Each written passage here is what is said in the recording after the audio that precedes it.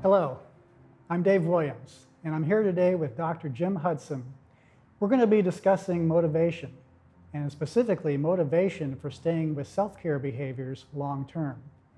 Jim, you and I have worked in healthcare facilities for decades, and we've seen literally thousands of individuals who've experienced persistent pain over time. With all that experience, I know that we've each seen people benefit greatly from what they've done with self-care.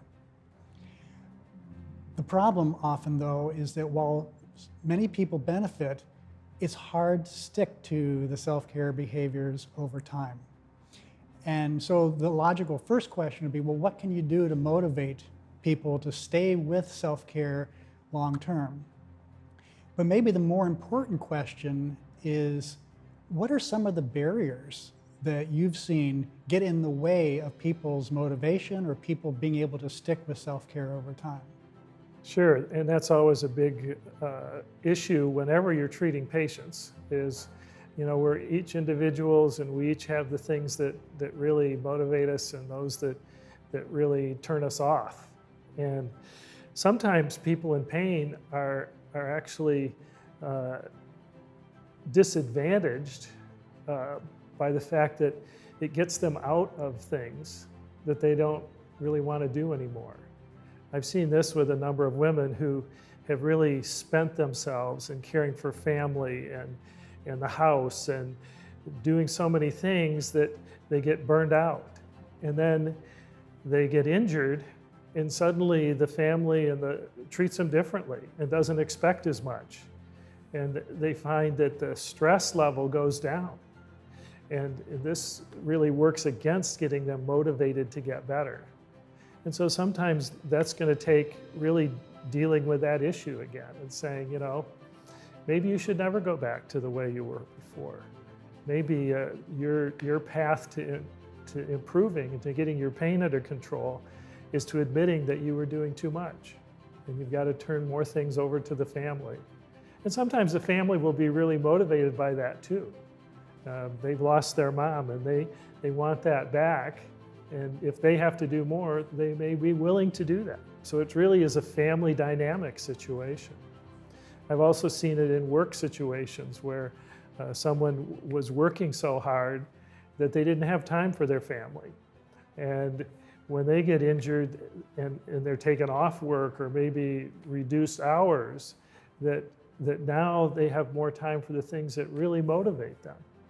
So it really comes to understanding the individual and having the individual understand themselves and not really judge them on that, say this is bad or this is good. It's just the reality of the situation, that this is what motivates you and this is what discourages you from motivation.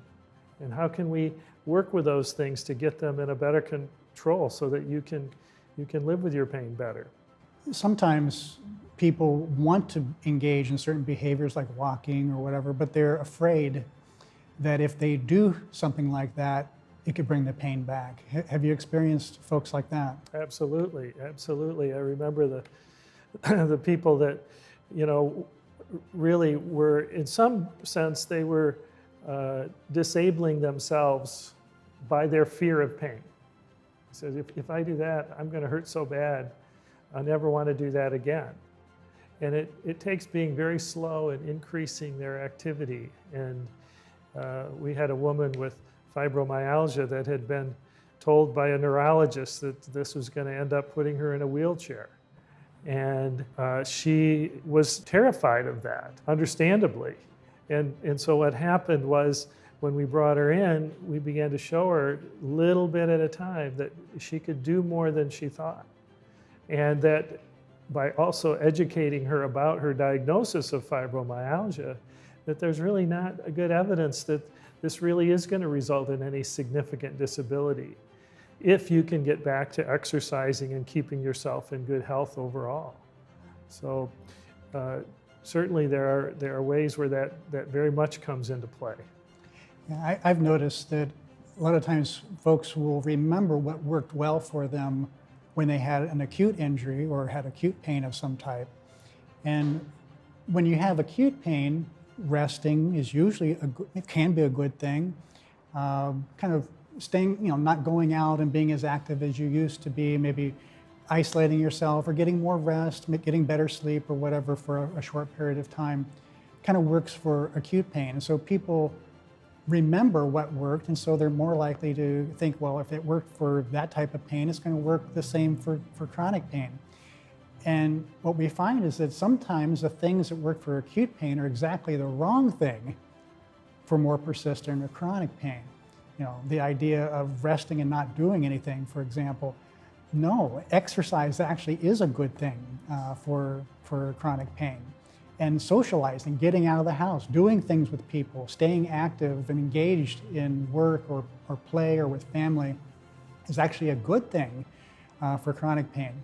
So sometimes the motivation, the barrier to motivation is simply a memory of what worked well for acute pain, which now is like the wrong thing for chronic pain. Sometimes that even comes into play when you're dealing with a healthcare provider, a physician, for instance, who really doesn't understand chronic pain and is recommending rest and taking it easy and avoiding activities that cause any problem, to the degree that it ends up disabling the patient again. So you have to be careful in who you're choosing to be your source of information. And that's why having a program for people with fibromyalgia, I think, is particularly important, because it's a condition that isn't understood well by many physicians. When I was in medical school, there was no such thing. So a lot of people came into training, and if they haven't kept up in that area, they may not understand how fibromyalgia should be treated. And so sometimes it does take seeking out a physician with more experience, and one that rings true to you as well. So we've been talking a little bit about some of the barriers to motivation. What have you seen that actually works very well for motivation? I know that's going to be different for everyone, but what are some things that can help people stick with self-care behaviors in the long term? Sure, and this is absolutely true, that it's different for every person. Sometimes it's the things they used to do with their family, the vacations they used to take, the enjoyment, the exercise, the bicycle riding or swimming, and things that they really miss, and saying, it's not impossible for you to do this. You're very capable of it. Actually, I've worked with this rehabilitation hospital that was very big on that, and they have a whole basketball league for people in wheelchairs, and they have a whole arrangement with a sailing group that they take these people out in sailboats and give them a feel for it. My life doesn't have to be sitting in the corner. There's a lot of things I can still do.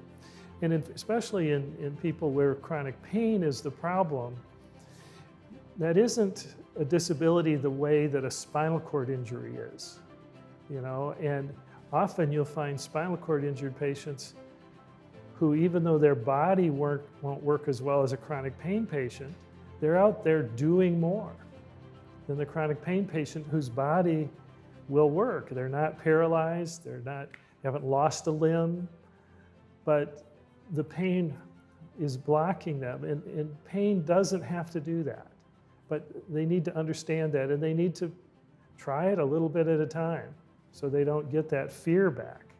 Right, so basically doing things that are similar to what they used to enjoy, but learning to do them in a slightly different way. What goes along with that, though, in the examples that you gave, there's a strong social component too. And using your relationship with other people, or using other types of social networks to help be motivated can also help. Do you have some examples of that? Absolutely. I just started playing pickleball. I retired and I have time to do that. And there's a group of guys I really enjoy getting together with and doing that. And that makes my exercise so much easier. I look forward to it. I can't wait to get there. We have a good time, and and relax afterwards. So finding that situation, you know, and looking for it. And there are lots of things available for people. And, you know, it may not be any highly athletic endeavor. It may be something that's more of the social, but it gets you out and it lifts your spirits, and it makes you look forward to getting together and doing things and getting out of the house. Right. Certainly, getting relief from pain is a very strong motivator. But sometimes the path to that relief takes a little time. And so that's what really requires the motivation. And as you just described, you know, sometimes that motivation can come through doing things a little bit differently. It may be coming from other individuals, being involved in something and having something that you find purpose in, something that you find personally engaging along that pathway to better pain relief. And it's that pathway, I think, that Pain Tools really wants to help reinforce, to make sure that you have the support you need along that pathway as you go towards the big prize, which is more pain relief. Mm-hmm. And really, anytime you start out trying to regain activity levels that you haven't done for a while, you can expect the pain to get worse, even if there's nothing wrong with you. I remember going out for basketball as a high school student and coming home, dragging myself home and saying, oh my gosh, how can I do this? And that how different you felt 2, 3, 4 weeks down the line when you found yourself doing these things without all that pain and exhaustion. So, you know, it takes putting things in hope of the future in order to do that. Well, thanks, Jim, for this conversation about motivation. I think everyone can benefit from identifying what's going to work best for them. So thank you. You're welcome.